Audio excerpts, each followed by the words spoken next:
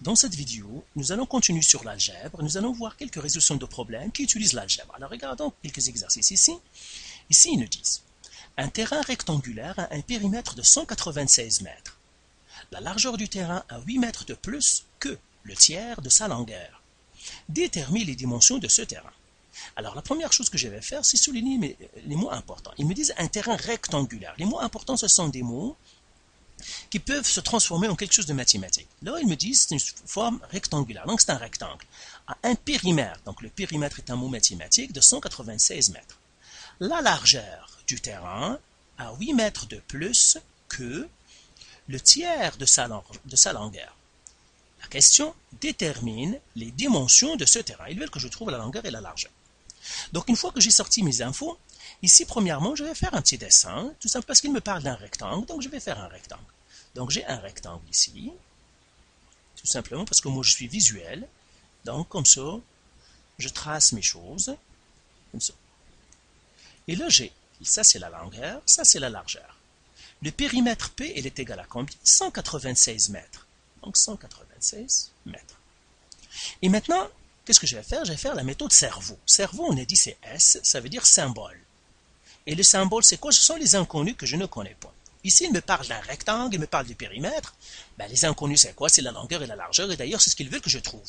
Donc, j'écris longueur. Première inconnue, c'est longueur. Et deuxième inconnu, c'est largeur. Maintenant, qui sera X? Alors, celui qui sera X, c'est celui dont on a le moins d'indices. Ici, ils me disent, la largeur du terrain a 8 mètres de plus que le tiers de sa longueur. Donc, ils me donnent un indice sur la largeur, mais je n'ai pas d'indice sur la longueur, donc la longueur, ça va être X. Et maintenant, la largeur, c'est quoi? Ils me disent, la largeur du terrain a 8 mètres de plus. 8 mètres de plus, ça veut dire plus 8. Encore une fois, quand on me dit 8 mètres de plus, ça veut dire quelque chose plus 8. Ou bien 8 mètres de moins, ça veut dire quelque chose moins 8. C'est toujours, ça va être soit un plus 8, soit un moins 8. Mais un plus 8 ou un moins 8 de quoi? Ils me disent quoi? À 8 mètres de plus que le tiers. Le tiers, c'est quoi? C'est divisé par 3. Donc, je vais faire sur 3. Qu'est-ce que je dois diviser par 3? La longueur. La longueur, c'est quoi? C'est x. Donc, ça va être x sur 3. Donc, le tiers, c'est divisé par 3 et x. Encore une fois, si vous ne le voyez pas, moi, je suggère toujours, par exemple, je sais que la longueur, c'est x. Donc, je barre la longueur ici comme ça et je mets à sa place x. Et je lis la phrase. La largeur du terrain a 8 mètres de plus que le tiers de x. Là, je dis 8 mètres de plus, donc plus 8. Le tiers de quoi? De x. Donc, le tiers, c'est x qui divise 3. Donc, voilà, j'ai trouvé mes symboles. Une fois qu'on a trouvé les symboles, on va faire équation. Et qu'est-ce qui va me donner l'équation? Eh bien, l'autre phrase que je n'ai pas utilisée. Celle-là, je l'ai déjà utilisée, cette phrase-là, parce que c'est elle qui m'a donné les dimensions de la largeur. Maintenant, il me reste l'autre. Ils me disent un périmètre de 196, donc ça va être égal 196. Mais qu'est-ce qui est égal à 196? C'est le périmètre, donc j'écris égal 196. Le périmètre, c'est quoi? Ben, ici, la longueur, c'est x. Ça veut dire ça aussi, c'est x. La largeur, c'est quoi? C'est x sur 3 plus 8. Et ici aussi, x plus 3, x sur 3 plus 8. Ça veut dire, le périmètre, c'est longueur plus c'est-à-dire x plus x sur 3 plus 8 sur plus x plus 3. Ça veut dire, c'est le contour. Le périmètre, c'est le contour. Donc, je vais commencer. Donc, ça va être x plus x sur 3 plus 8, plus 6, ah oui, plus 8, plus x sur 3 plus 8. Donc, c'est le contour, le x plus 3 sur 8, plus x sur 3 plus 8. Et maintenant, une fois que j'ai trouvé l'équation, c'est résolution. La résolution, c'est quoi? C'est isoler la variable. Donc, j'écris encore mon équation. X plus x sur 3 plus 8, plus x sur 3 plus 8, égale à 196. Et là, je vais faire le chemin de fer, ou bien la méthode de la balance. Donc, faire ici chemin de fer tout simplement. Pourquoi? Parce que je sépare les deux côtés, les deux membres, et comme ça, je sais ce que je fais pour que je ne me trompe pas. Et encore, on a dit, pour isoler la variable, toujours on va faire les opérations inverses. Le contraire de plus, c'est moins. Le contraire de moins, c'est plus. Le contraire de fois, c'est divisé. Le contraire de diviser, c'est fois. Mais avant d'isoler la variable, il faut faire de l'algèbre. Regardez, est-ce que vous ne pouvez pas faire de l'algèbre de chaque côté? Ok, on fait l'algèbre en premier. Ici, je vois que j'ai plusieurs termes, donc ça veut dire que je dois faire de l'algèbre. Donc j'ai ici x sur 3, ça lui ressemble, ça ressemble à plus x, et ça ressemble à plus x sur 3. Donc ici, j'écris x plus x sur 3, plus x sur 3, égale. Et l'autre, qu'est-ce que j'ai? J'ai plus 8. Donc j'écris ici plus 8, égale. Donc celle-là, ça se voit, c'est 16. Et l'autre, ben, j'ai x ici, c'est comme si j'ai un x. Ici, j'ai x, il y a à côté rien, donc je mets un 1. Donc c'est comme un x sur 3. Ici, plus un x, plus un x sur 3. Donc là où il y a x, il n'y a pas à côté de lui d'un nombre, je mets un 1, comme ça, je ne me tromperai pas. Et là, je vais prendre ma calculatrice qui fait les fractions. Encore une fois, achetez-vous une calculatrice qui fait les fractions. C'est celle qui a la touche ABC, ça va vous simplifier la vie.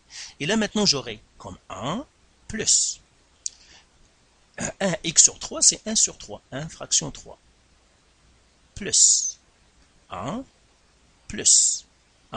fraction 3. Et je fais égal. Ça me donne 2 entiers et 2 tiers. Seconde fraction, ça me donne 8 sur 3. Donc ça me donne 8 sur 3x. Comme ça. 16. Et là, je vais rassembler les deux ici. Je vais mettre une ligne. Donc ça va me faire 8 sur 3x plus 16. Pourquoi? Parce qu'il n'y a rien, aucun signe ici. Ça veut dire que c'est un plus. Et là, j'écris égal à 196. Est-ce que je peux faire de l'algèbre maintenant? Non. Puisque je ne peux pas faire de l'algèbre, là, je vais isoler la variable. Et là, qu'est-ce que je vois? Je vois ici que j'ai un terme en x. Et ici, j'ai un autre terme qui n'a pas le x. Et pour isoler la variable, il faut toujours se débarrasser du terme qui n'a pas le x. Alors, comment je me débarrasse du terme qui n'a pas le x? Le contraire de plus, c'est moins. Donc, je fais moins 16. Moins 16. Et on a déjà dit que ce qu'on fait dans un côté, on doit le faire dans l'autre. Alors ici, je vais effacer, je vais tout simplement mettre mes chemins de fer ici, pour que je continue, ici. Et là, je vais faire comme ça, et je dis c'est là où je vais continuer. Donc plus 16 et plus 16 vont disparaître, il restera quoi? Il restera 8 sur 3x, égale 196 moins 16, 180. Là, qu'est-ce que j'ai fait? Eh bien, maintenant, le 8 sur 3x, il appartient au terme du x. Donc, c'est un fois entre les deux. Puisqu'il n'y a rien, c'est qu'il y a un fois. Donc, qu'est-ce que je vais faire? Que le contraire de fois, c'est divisé. Donc, je fais diviser par 8 sur 3.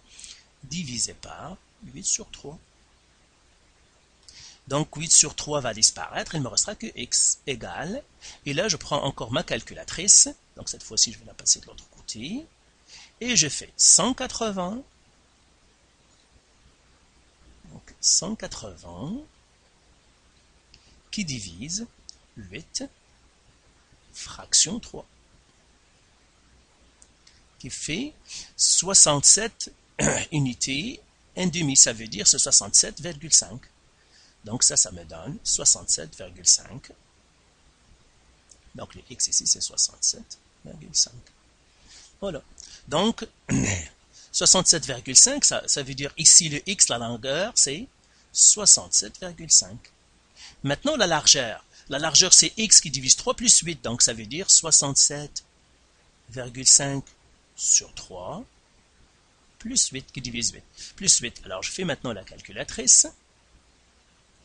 Donc j'ai fait 67,5 qui divise 3 plus 8.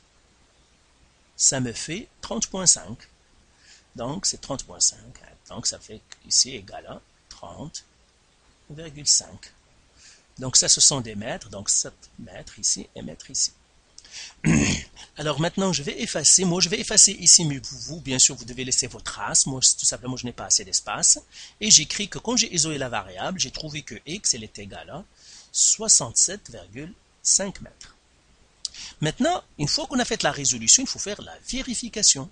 Vérification. Alors, comment on va faire la vérification? Eh bien, c'est facile. Ils nous ont déjà dit que le périmètre est 196. Ben, le x ici, c'est combien? C'est 67,5. Ici, c'est 67,5. La largeur ici, c'est 30,5. Et ici, c'est 30,5. Donc, je calcule le périmètre. Ça veut dire que je fais 67. Je regarde, est-ce que le périmètre est bien ce qu'ils m'ont donné? Je fais 67 30,5 plus 30,5 plus 67,5 plus 30,5. Et si je fais ce calcul, je trouve bien 196 mètres. Ça veut dire que je fais un B, ça veut dire que je ne me suis pas trompé. Et finalement, on fait OK. OK, ça veut dire qu'il faut donner la réponse. Il faut dire les dimensions du terrain sont 67,5 par 30,5 mètres. Voilà. Donc voilà pour cette résolution de problème. Encore une fois, c'est facile, c'est cerveau.